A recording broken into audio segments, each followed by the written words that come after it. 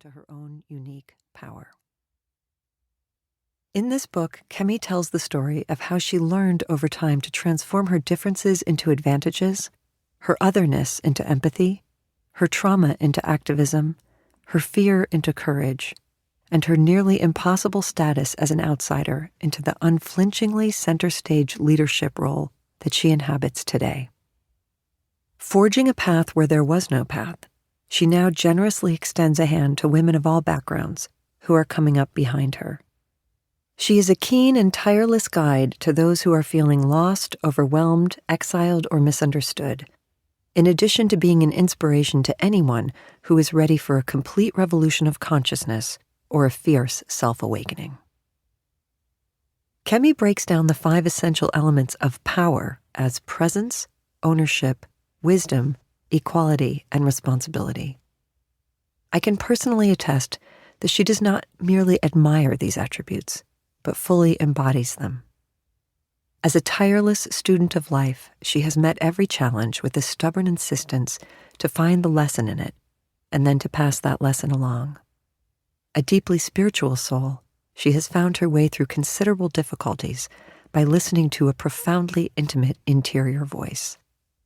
Generously, she shares that voice in this book, offering hope in the form of a hard-earned, reality-burnished, gentle-hearted wisdom that is touched by both laughter and tears. It could not have been easy to write this book or to bring it forth into print. It is not only Kemi's candor and vulnerability that are impressive to me.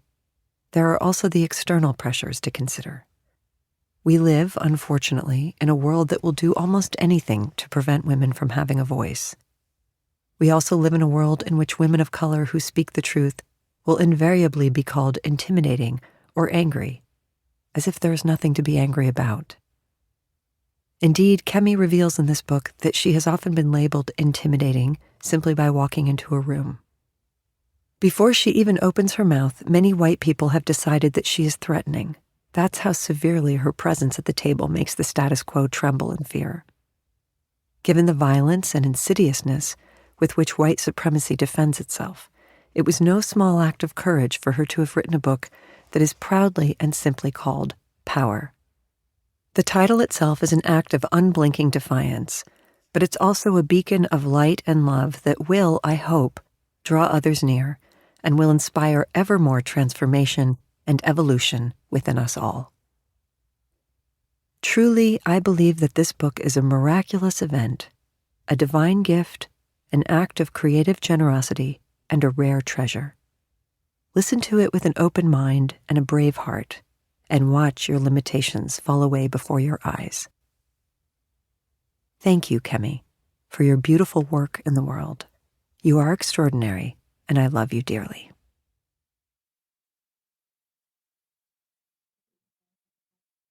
Prologue: The Power of the Mother. I had felt the pull since I heard about this place.